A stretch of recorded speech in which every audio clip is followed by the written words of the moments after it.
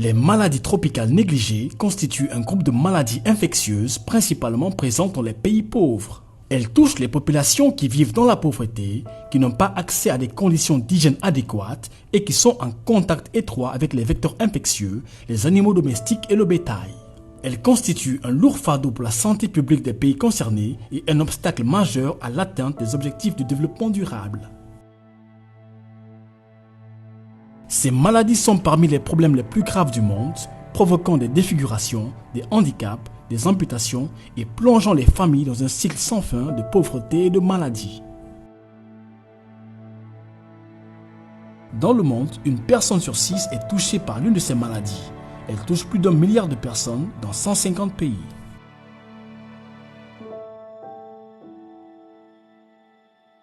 Ces maladies étant peu présentes dans les pays développés, ne bénéficient pas de fonds nécessaires pour les combattre, c'est pourquoi elles sont appelées maladies négligées.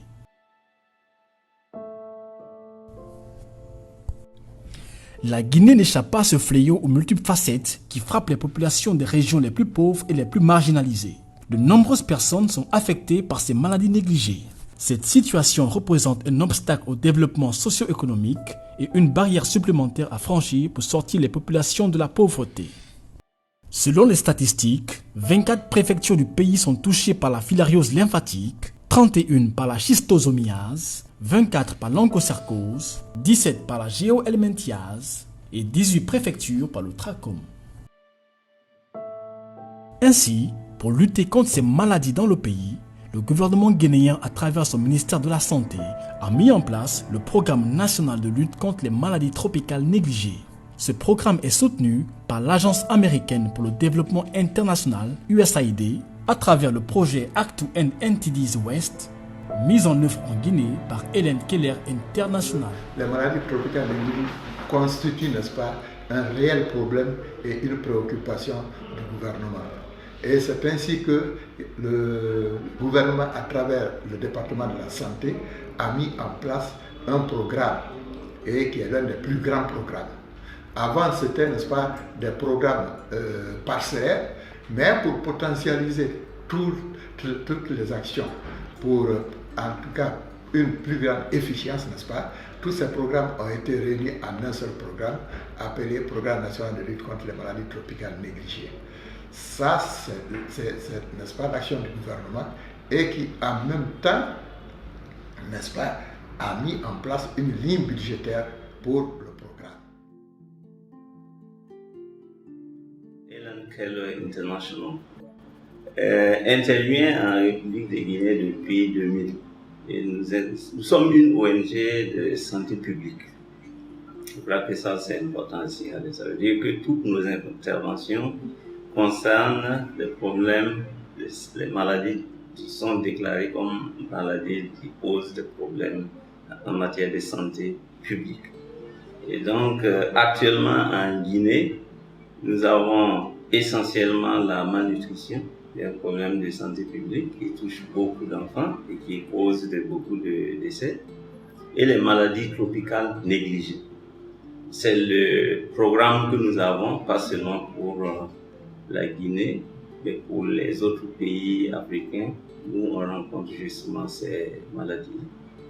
Le travail se fait en appui à la politique du ministère de la Santé, qui a mis déjà en place une politique bien claire, avec des objectifs clairs d'élimination ou de contrôle à l'horizon 2030.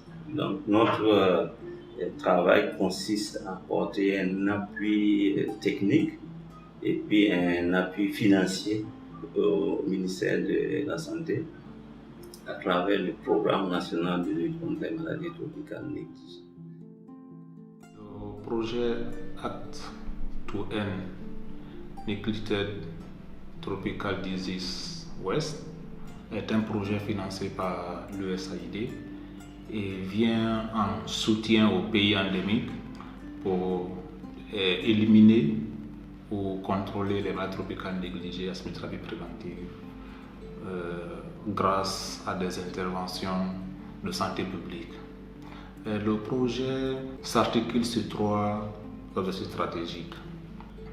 Le premier objectif stratégique, c'est accroître la couverture des traitements de masse. Le deuxième objectif stratégique, c'est renforcer la capacité du programme à gérer les MTNA-CTP de façon intégrée et durable.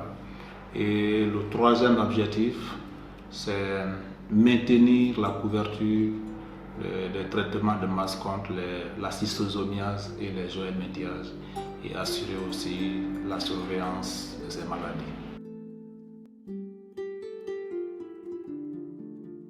La mise en œuvre des campagnes de distribution massive de médicaments est un élément clé de la collaboration entre le ministère de la Santé de la Guinée et ses partenaires pour éliminer ces maladies.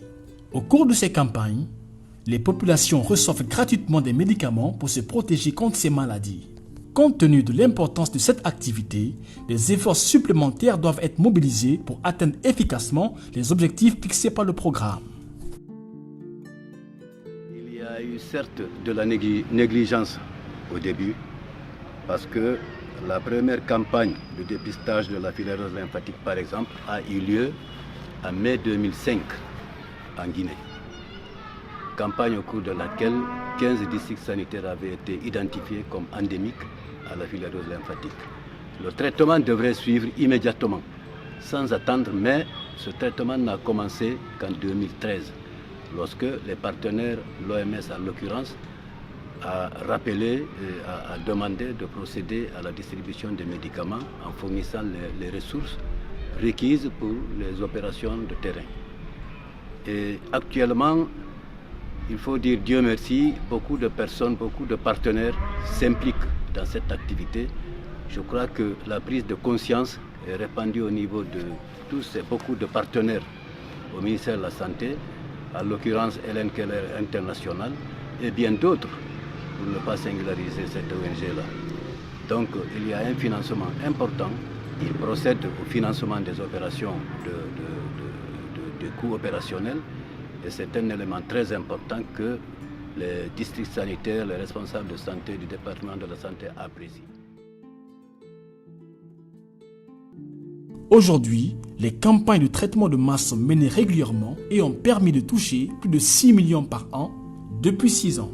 Ces campagnes ont permis de réduire considérablement la nocivité de ces maladies et les populations sont de plus en plus réceptives à la prise de ces médicaments. Mon travail consiste à m'assurer de la qualité de mise en œuvre de toutes les activités relatives aux campagnes de traitement de masse, qu'il s'agisse des activités de plaidoirie, des activités de formation, mais aussi principalement des activités de traitement de masse.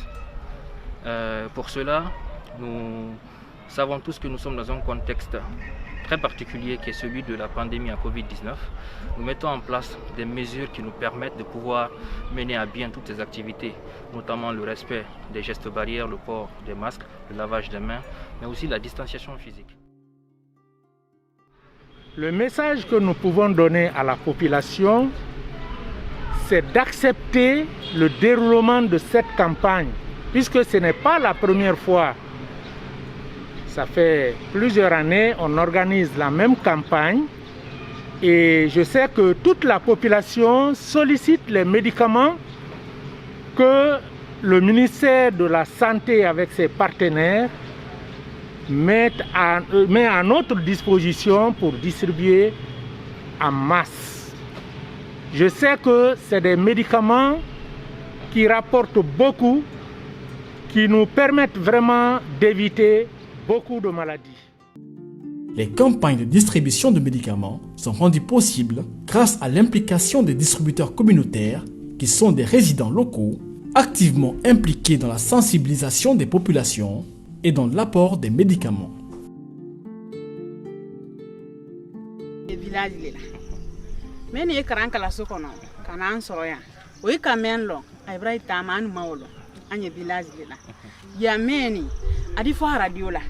Radio do yere so ba hono aya follow makara de real radio anyo la mena di ali ne ba kena senero nyala mena docteur ke me fana ambulo ya aya fola mako jawara ni la wali mansiyai kunin kalo basira talaba ke sila mo ya bulu su anintili menye ke la sila to le ka da magbe mais bayoli ule kela la sila adi micro dama adala si suro telero ali lani bakila buna anda me menye fola ayekela la sila ma anya lona wolilo basila trabala si lumende. Et en fait, la mobilisation qu'on a simplement et honnêtement, c'est pour juste en fait améliorer la qualité de la santé guinéenne, surtout améliorer le ministère de la Santé, en fait participer au développement du pays, parce que comme on a d'habitude à le dire, la santé avant tout. Donc quand la population est en bonne santé, ça leur permet en fait d'effectuer toute activité qu'ils veulent. En fait, c'est pas facile d'une part, mais quelque part aussi c'est facile. Quand l'agent distributeur sait de quoi il est en train de faire, il peut en fait parvenir à sensibiliser la population à ce qu'ils acceptent les produits. Néanmoins, quand on part dans les ménages ou dans les cours, en fait, quand ils nous voient d'abord, on se présente à eux en tant qu'agent communautaire et distributeur des produits. Donc, quand nous partons, on se présente et qu'on leur dise que nous sommes dans le contexte Covid-19. Et la première des choses, c'est d'abord les sensibiliser à ce qu'ils fassent ou bien qu'ils continuent toujours avec les mesures barrières de la Covid-19 en se lavant les mains avec de l'eau de javel ou bien du savon et en portant toujours les masques hors du ménage. Et nous-mêmes qui partons vers eux, nous sommes toujours masqués avec les bavettes et nous partons toujours avec les ailes. Et quand aussi nous partons, nous les sensibilisons après avoir à nous accepter. On les dit toujours d'accepter les mesures de distanciation et de se laver les mains avec du savon. Et après avoir fait cela, on les donne les produits qu'on dispose. Les campagnes de distribution de médicaments sont un grand succès. Elles ont sauvé des millions de vies et donné de l'espoir aux populations, comme en témoignent ces différents cas de réussite. Mais les capacités de faire un dernier n'est et surtout bâti mon frère les capacités dernier n'est a dernier cabin à ton olema. Il y a tenté la fin là, bâti une table en cousson, dont n'y a qu'à faire bien. N'y a pas de carnet chez la non, n'y a pas de la coupe et la temps, n'y a pas avec la Kenyama. Bâti mes barra cousson. D'autres qui can être à Lunduro, Babra et bâti mon femme pour la Nema. Lunduro qui canta donc au camp la bâti de faire les films dans la villa Sibla, comme ne voilà le coup Mozo. Moi, moi, la Lydia, village de la kilotan. Ça, je sentais les canta comme l'équipe fait. Moi, comme Mozo, quoi, moi, sans viser, pas si t'as moi, au terrain, tu as ta fait à Mamare Yata, à Mamare Tumara Santambo. Mais à Nyagi et voilà, à Nyagi voilà, à Nyagi voilà, il faut qu'à vous le cagna la traite. Denbolo, Moussoumanta de trait. Nga wo Chokorba, un quoi, il y a un cabasimenta, à Mamare cassé la basimentala. Muna kiso donc concours akamenya ne mankado nyonya fenema Chokorba ka basi anka basi fladi Chokorba ma ade nya dim fida wodo anala vinja fida wodo Chokorba ka nyino udu sagwe ko vraiment ko basi mendini de mawde ko branya fe ko problème cité ndo ko demra ko be ko dem anyaji verate nyaji mo ko brate basi men no lo wodi donc vraiment ne ka basi men tono na nyala de nema aka ko nya nema mfene bana ka mola la ka ko nya fenema ne de même fois comme la communauté nyabi ne yoro mononi ne Moussa Diallo nyam fois la communauté nyabi basi menta ko kan basi mentono kabo basi mentono kabo mo kakan kata etutu na fora ko ka do fara sim ne la fon ko ka kebi ba tono kabo ko jua ba arama ayla kene asabati lale kadu ka fa ila arama dia kan kadu ka fa ila fanka kan ka kene asabati ki tanka nyafu yama ile tine yaro nya tumbe fima l'air de là ni moi l'air de là moi de qui na façon de là te qu'on alhamdulillah nkata akase nyama nyafana akado nyama ne se ka fo moluyen ni men ka soro ati ka basi soro ni men do ma soro donc o ti gija ay basi ni soro ati gija a basi ninta nakata nsalla unka men falani woti fanada anafaya yerema kalon ko fana ma wiya fo ndalu fula kalu barkala d'autres choses même fana kala bo ala alu sara ala mal demenna ka sababu nyumadi alu men fana yala la ala mal demenna ka sidi ka kenedi nte d'autres bisa mais nie mol la mena c'est vrai. Parce que moi, je suis vraiment dans l'ensemble. Surtout, mais il y a la mara, parce qu'il y a des gens qui ont été là, moi, mais où il y a des gens qui ont été là, on met un camp qu'on atteint à la Watibe. À la tête de la docteur Watibe.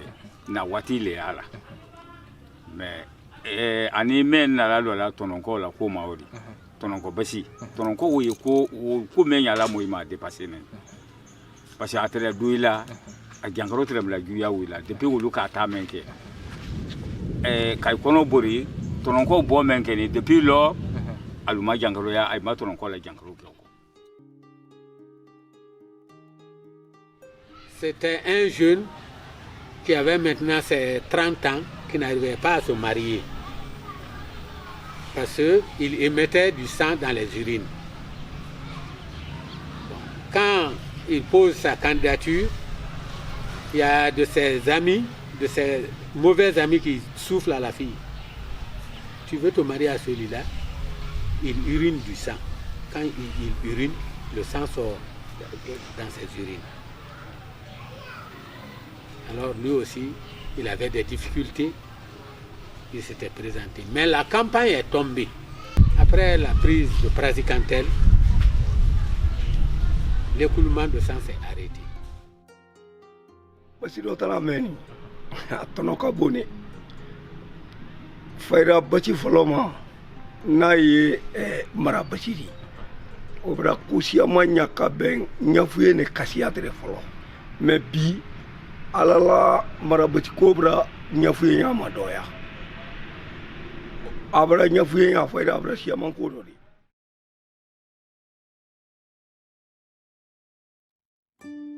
Avec le soutien des partenaires techniques et financiers tels que l'USAID, à travers le programme Act to End NTDs West, des résultats prometteurs ont été obtenus pour réduire l'impact des MTN en Guinée. Cependant, il est indispensable d'accentuer le plaidoyer et la visibilité du programme de lutte contre les MTN au niveau national et infranational. Un environnement favorable est essentiel pour intensifier les efforts de contrôle et d'élimination des MTN. Cela passe par un engagement politique accru dans la lutte des MTN, une ligne budgétaire dédiée au contrôle et à l'élimination de ces maladies et des partenariats solides travaillant en collaboration pour vaincre ces maladies. C'est encore de renforcer cet appui, n'est-ce pas, qu'ils apportent au programme à travers le ministère de la Santé pour l'élimination ou le contrôle de ces maladies. Bien sûr qu'ils nous donnent déjà un grand appui, mais ils doivent renforcer cet appui pour nous permettre, n'est-ce pas, d'atteindre les objectifs, n'est-ce pas, d'élimination de ces maladies. Aussi, je pense que du point de vue des ressources financières, je vais faire un plaidoyer aussi au gouvernement de façon générale pour qu'il y ait plus de ressources financières pour accompagner et pour appuyer. Parce que nous sommes une organisation internationale qui apporte un appui. Et nous avons besoin de voir plus de leadership affirmé en plus de ce qui est fait, qu'il y ait aussi des ressources financières qui soient suffisamment allouées. Il est important que le département de la santé, donc le gouvernement guinéen, puisse apporter un appui plus fort, plus énergique, plus constant à ces maladies tropicales négligées, parce que comme on le dit, certains ne comprenaient pas l'intérêt, l'impact de ces maladies tropicales-là sur la vie des gens, parce que quand on est atteint de certaines maladies, là on devient handicapé, on ne peut pas se livrer aux activités productives. Les enfants, lorsqu'ils sont parasités, ils deviennent moins intelligents, ils deviennent moins robustes, si bien que, et ils sont très très fréquents, ils sont très nombreux dans le pays. Les différentes campagnes de dépistage ont prouvé des cas de complications qu'on aurait pu éviter si des prises en charge précoces avaient été observées. Chers parents, chers compatriotes, notre responsabilité à tous est engagée pour dire non aux maladies tropicales négligées. Non aux maladies tropicales négligées. Non aux maladies tropicales négligées. Non aux maladies tropicales négligées. Non aux maladies tropicales négligées. Non aux maladies tropicales négligées. Non aux maladies tropicales négligées. Non aux maladies tropicales négligées. Non aux maladies tropicales négligées.